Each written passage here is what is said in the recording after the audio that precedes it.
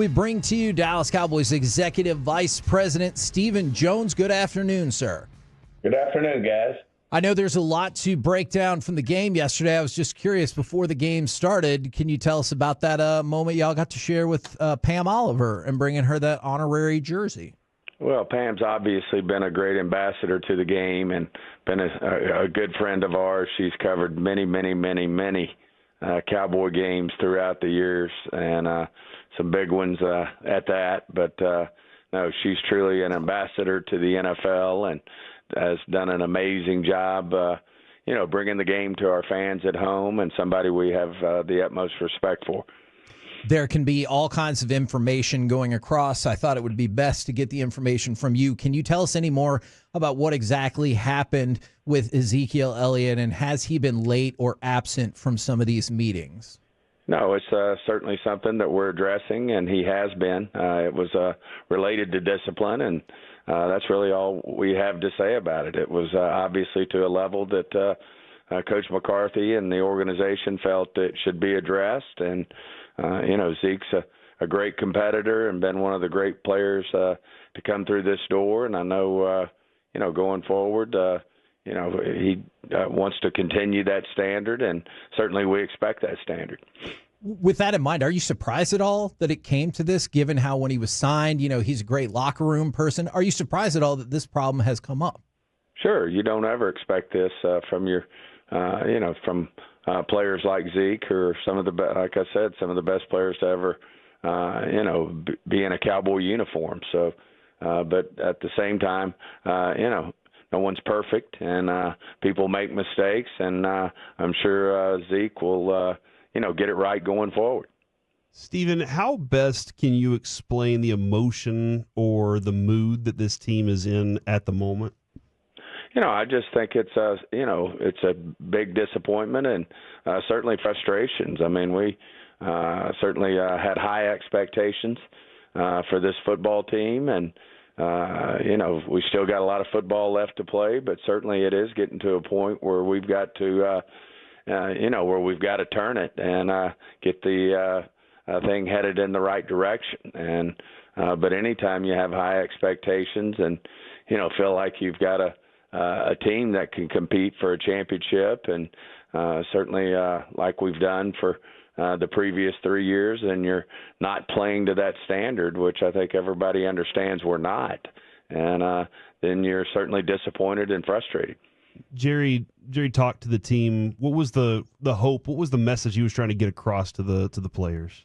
I think the message is that just what I just said, that everybody, I'm sure, in that locker room is frustrated and disappointed. But at the same time, everybody, if you've been in sports, you've been in business, whatever, in families, you have these moments, and it's how you respond. And if you respond the right way, good things are out there for you. And no one goes through anything in life, like I said, whether it's your family, whether it's your work, whatever it is, that you don't have and meet challenges. And certainly we're at that point with this football team, and we need to respond. And this has been a team that has a locker room that I think has all the right men in it. I think we've got a great coaching staff with skins on the wall who've been through this, and this is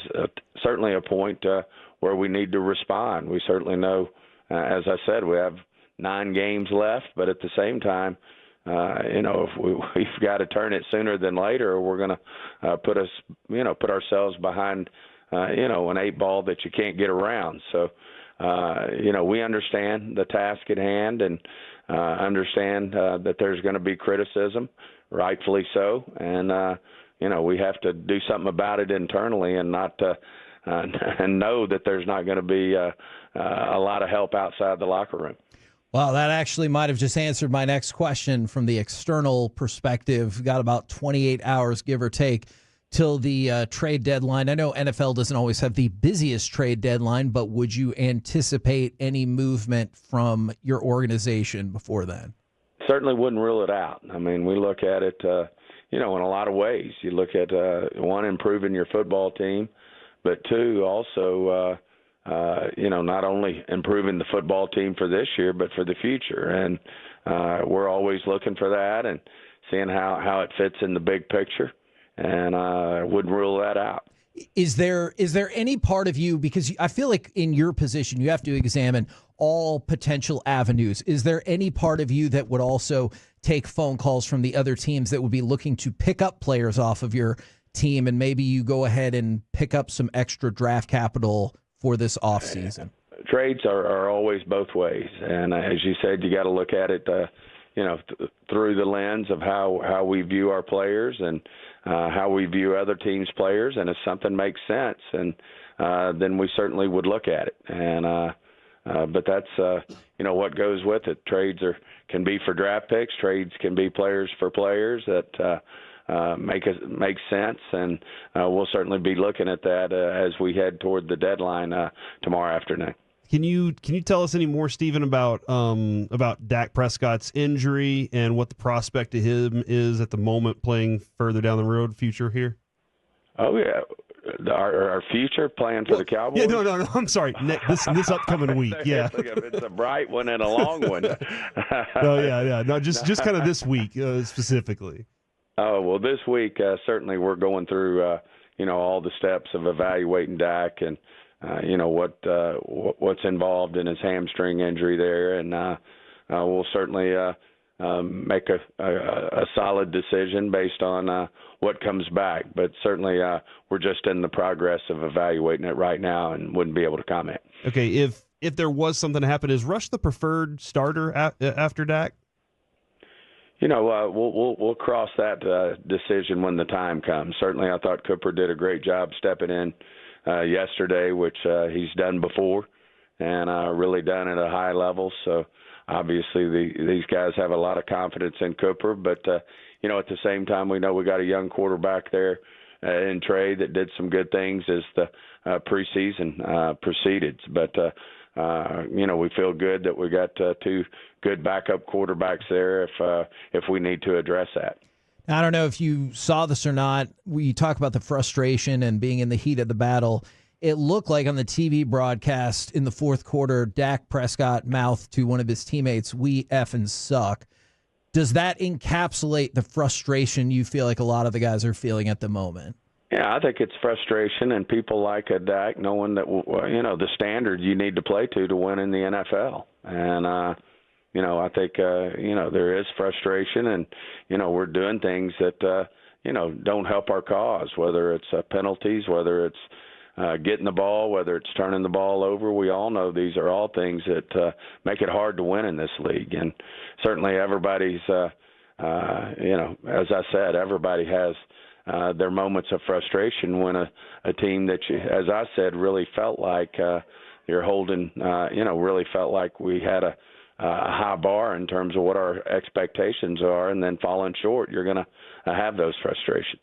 Okay, when it comes to penalties, I was working at the website, the Cowboys website, whenever Bill Parcells was here, and he would say, "I don't coach penalties," and I never really understood that, Stephen. Can you explain that a little bit to me? And how do penalties get taken out of a team? What needs to happen? It's at the end of the day, it's just the consistently working on it and having your focus and your where it needs to be. And certainly the fact that we're not doing well in that category in terms of how an average team does or a really good football team does, then we've got work to do on that. And I'm sure Bill could give you his thought process. My take is on it. I know coaches coach just the opposite, which is they damn sure don't coach penalties. And, the idea is to coach penalties out of the game. And right now we got to, the players got to be committed and focus more. And I know certainly our coaches are going to keep pushing to eliminate those penalties. CeeDee Lamb yesterday looked like he was in terrible pain, and he kept going back out onto the field. Is that big? I'm trying to figure out exactly the mentality of what CeeDee's feeling there. Is that because I got to live up to this contract, or I'm just this kind of player? What can you explain a little bit about why he kept going out there? Did you think it was necessary? I think he's that type of player. I think if we'd have let Dak go out there, he would have gone out there. I mean, I think that's what brings frustration. to this locker room right now is people do hold our team and themselves to a high standard. And I think it's just the type of players they are. No one wants to not be out there doing something about, the struggles that we're having right now. And CD's at the front of the line, and, that's why you step up. And what's made him great is, and in the NFL, there's a lot of players in this league who play when things don't feel perfect. And certainly, I put CD and Dak at the front of the line. We obviously didn't think CD had something that he could injure further, but it was also obviously that he was competing his ass off and wanting to do something about the outcome of that game. MRIs for both of those guys today? Is that factually? Yes. Okay. This is a logistical question. When Coach McCarthy spikes the tablet out of frustration, do y'all have to pay for that? Is there a fine? I'm seriously curious about how the logistics of that work. Yeah, well, we're not worried about the logistics of that. I mean, we're out there competing, and there's things a lot more important than an iPad at stake when you go out and play one of these football games. Well, we appreciate the time very much, good sir. I know probably busy couple of days. We will catch up with you again next week. Sounds good. Take care.